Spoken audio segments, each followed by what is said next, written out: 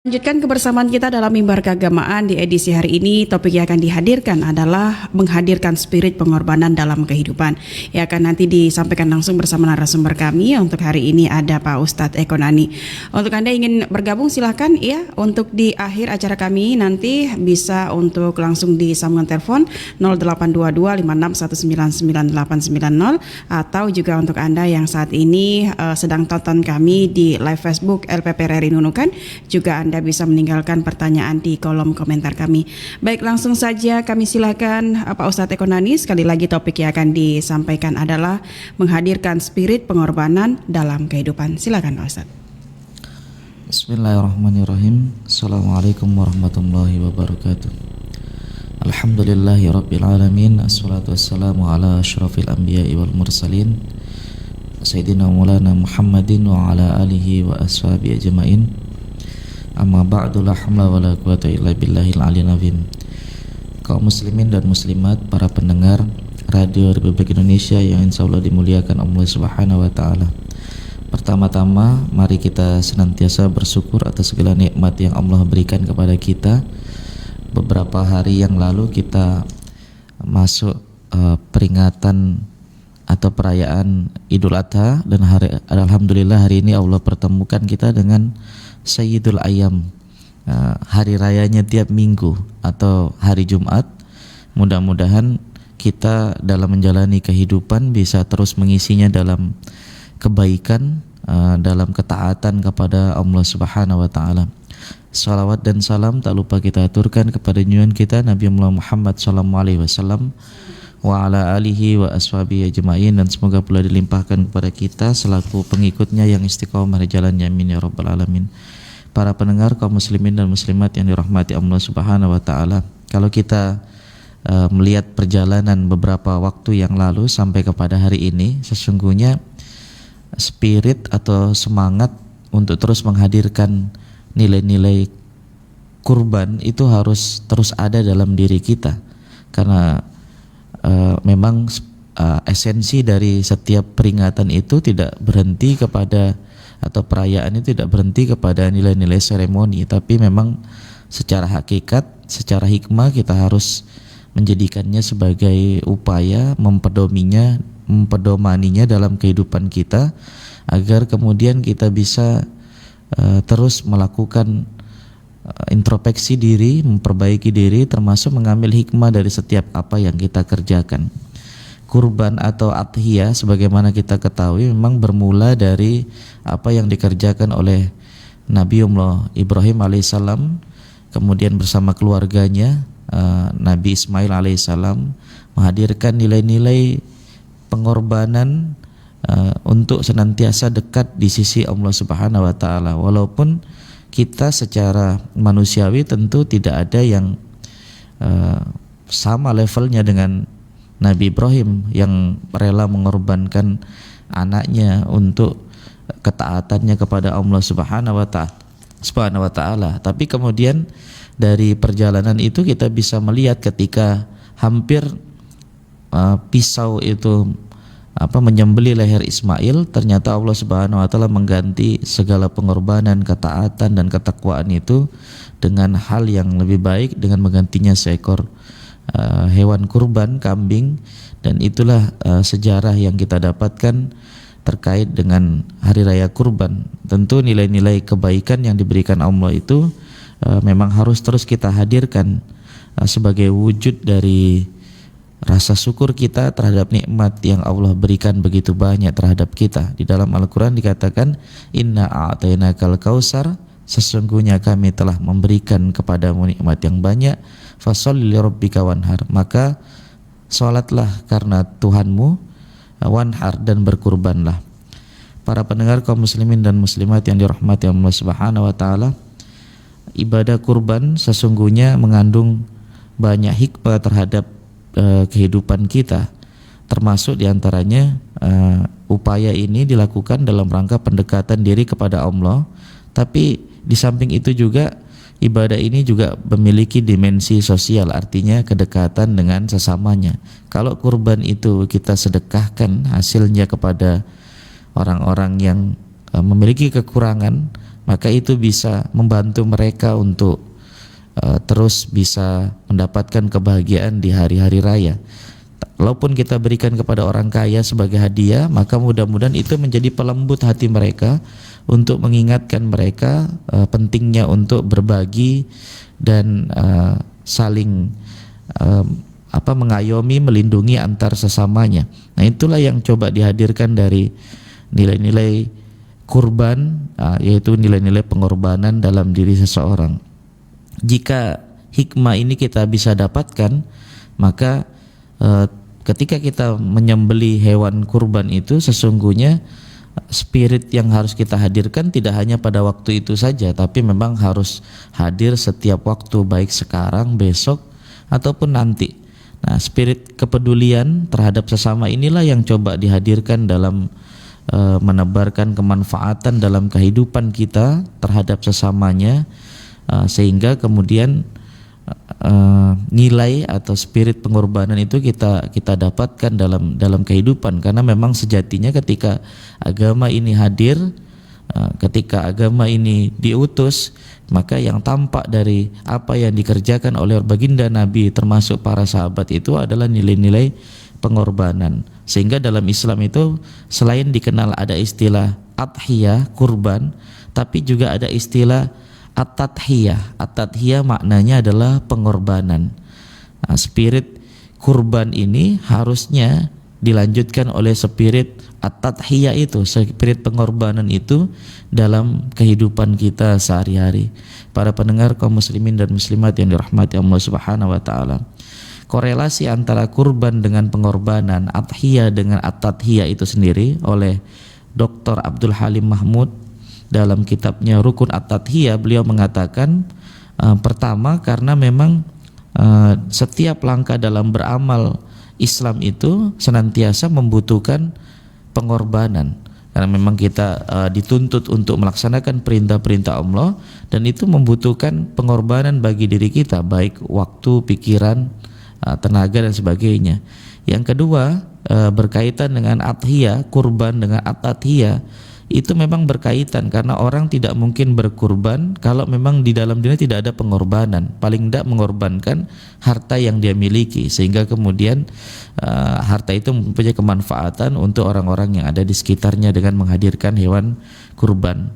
Yang ketiga kaitannya adalah antara adhiyah, kurban dengan at-tadhiyah, pengorbanan, itu akan menghadirkan sikap saling peduli, tolong menolong, kemudian bahu membahu antara satu dengan yang lain dalam membangun kehidupan yang harmonis.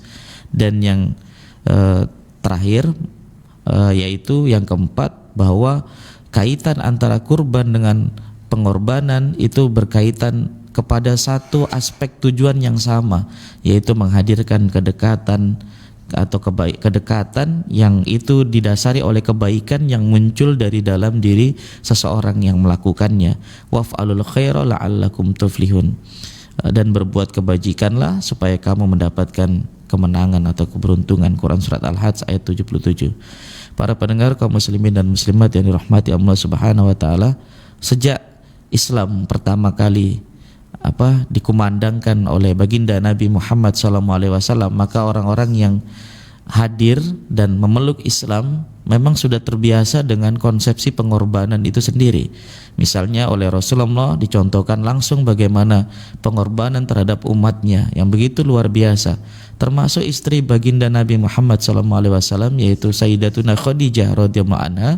Beliau juga yang terkenal sebagai seorang saudagar yang kaya, ya, dengan segala harta kekayaan yang dia miliki, itu ketika memeluk agama Islam, seluruh hartanya dipergunakan untuk kepentingan dan mendukung dakwah Islamiyah. Ada sahabat yang senior, yang pertama laki-laki dari kalangan dewasa masuk Islam, yaitu Abu Bakar radhiyallahu an, juga melakukan hal yang sama dengan hartanya yang dia miliki, segala kekayaan yang dia punya itu digunakan untuk kepentingan agama. Bahkan tidak jarang dengan hartanya dia membeli budak. Di antaranya adalah yang dibeli itu adalah Bilal bin Rabah dan Bilal bin Rabah ini sebagaimana kita ketahui adalah sebagai muadzin utamanya baginda Nabi Muhammad SAW. Maka spirit ini terus dihadirkan generasi-generasi Islam awal, baik Makkiyah pada peristiwa sebelum hijrah maupun Madaniyah ketika Rasulullah sudah berhijrah ke Madinah. Pengorbanan juga kita bisa lihat dari apa yang dilakukan oleh para sahabat Nabi.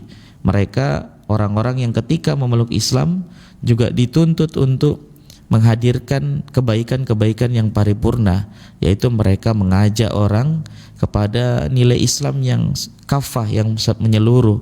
Mereka mulai berdakwah, mengajak, membimbing, mendidik orang lain agar supaya kemudian kebaikan-kebaikan itu bisa didapatkan oleh orang-orang yang ada di sekitarnya. Para sahabat tertentu misalnya ada Salman Al-Farisi yang bukan berasal dari Arab tapi Farisi. Beliau bahkan mengusulkan pada peristiwa perang Ahzab atau perang antar sekutu antara kaum Quraisy Mekah dengan orang-orang Yahudi pada waktu itu untuk membangun strategi perang dengan membuat parit di sekitar Madinah. Maka perang ini disebut dengan perang Khandaq atau perang parit, sehingga kemudian ide ini menjadi ide yang brilian. Umat Islam pada waktu itu menang. Kemudian ada sahabat lain seperti Khalid bin Walid, walaupun dia terakhir masuk Islam, tapi kemudian kontribusinya ketika dia masuk Islam, dia menjadi garda terdepan dalam menyusun strategi melalui pemikiran-pemikirannya, sehingga umat Islam senantiasa menang dalam situasi perang sekalipun. Nah, inilah yang coba dihadirkan para sahabat dengan menggunakan seluruh potensi yang ada dalam dirinya, pengorbanannya, agar kemudian mereka mendapatkan kemuliaan dalam agamanya. Dan ini menjadi contoh bagaimana kita menjalani kehidupan ini, bagaimana cara beragama kita agar menghadirkan nilai-nilai pengorbanan. Para sahabat itu tidak hanya mengorbankan harta, tenaga, pikiran, bahkan nyawa pun mereka korbankan untuk kemuliaan dan kemenangan agama ini. Sehingga tidak jarang kita lihat dalam peristiwa perang-perang, baik perang Badar, perang Uhud, perang Khandaq, banyak sekali para syuhada, orang-orang yang mati syahid berjuang di jalan Allah untuk kepentingan agama ini. Pada prinsipnya adalah semangat atau spirit itu, memang kita di Indonesia tidak sedang dalam keadaan perang, tapi memang kita bisa menghadirkan spirit pengorbanan itu dalam berbagai hal yang kita miliki.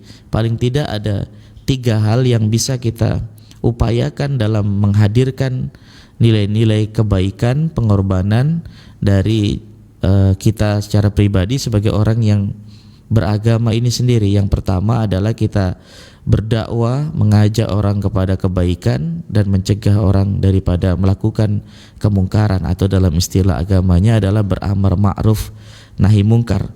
Ini adalah satu pengorbanan yang selalu harus ada dan bersama kita lakukan, karena sejatinya kita itu adalah seorang dai. Dai itu mengajak, membimbing, membina, ya, mencari solusi, bukan menghardik ataupun memusuhi.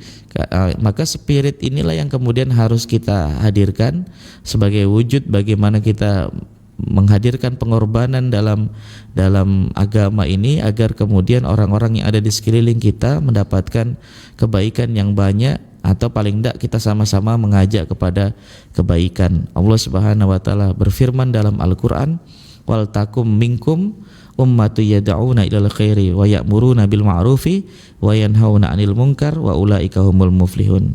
Dan hendaknya ada di antara kamu ummatan segolongan yad'una, yang umat yang dia menyeru kepada yang ma'ruf, kepada kebaikan, wa ya'muruna bil ma'ruf, yaitu menyuruh kepada yang ma'ruf, wa yanhauna 'anil munkar, dan mencegah daripada yang munkar. Wa ulaika humul muflihun, mereka itulah orang-orang yang beruntung. Quran surat Al-Imran ayat 104. Yang kedua yang bisa kita hadirkan dari semangat kurban, kemudian spirit pengorbanan dalam kehidupan kita sehari-hari adalah kita mengeluarkan harta kita untuk berinfak, bersedekah baik yang sifatnya sunnah maupun wajib. Tentu yang wajib disebut dengan zakat, yang sunnah adalah infak atau sedekah yang levelnya di bawah daripada zakat. Dengan mengeluarkan harta itulah kemudian kita turut andil dalam upaya menghadirkan kemuliaan agama ini, ya, dengan mengeluarkan harta yang kita miliki. Itu wujud dari pengorbanan kita, bahkan upaya untuk mendekatkan diri kita kepada Allah, sehingga harta yang kita miliki itu menjadi investasi yang kekal bagi kita nanti di yaumil akhirah, ya, di hari kiamat nanti, sebagai perhitungan yang baik yang bisa kita jadikan harapan. Di antaranya adalah kita menyantuni mereka yang fakir, miskin, yang butuh atau yang memang butuh pertolongan dari kita, dan itulah wujud syukur kita kepada Allah Subhanahu wa taala dari apa yang diberikan Allah kepada kita terkait dengan harta yang kita miliki. Jangan sampai kemudian harta kita banyak, berlimpah, kemudian kita punya kemampuan lapang, tapi kemudian kita enggan untuk membantu mereka yang dalam keadaan membutuhkan. Orang-orang yang begini, yang punya kelapangan, punya banyak harta, punya kelebihan, tapi enggan membantu orang lain, orang-orang miskin, maka mereka dicap atau dilabeli dalam agama sebagai pendusta agama. Bukankah kita sering baca ayat ara'aital ladzi yukadzibu biddin fadzalikal ladzi yad'ul yatim wa la yahuddu ala tu'amil miskin. Pendusta agama itu menghardik anak yatim, termasuk tidak ada kepedulian terhadap mereka, dan tidak memberi makan orang-orang miskin. Maka mudah-mudahan dengan mengorbankan harta yang kita miliki, berarti kita keluar dari cap atau label orang-orang yang mendustai agama atau pendusta agama itu.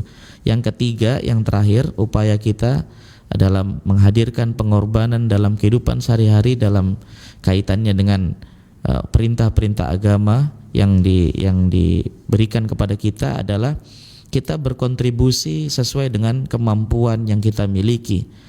Misalnya kalau kita bekerja, maka niatkanlah pekerjaan kita itu dalam rangka beribadah. Bukan pekerjaan kita yang kita lakukan itu kita niatkan karena mencari duit atau mencari penghasilan.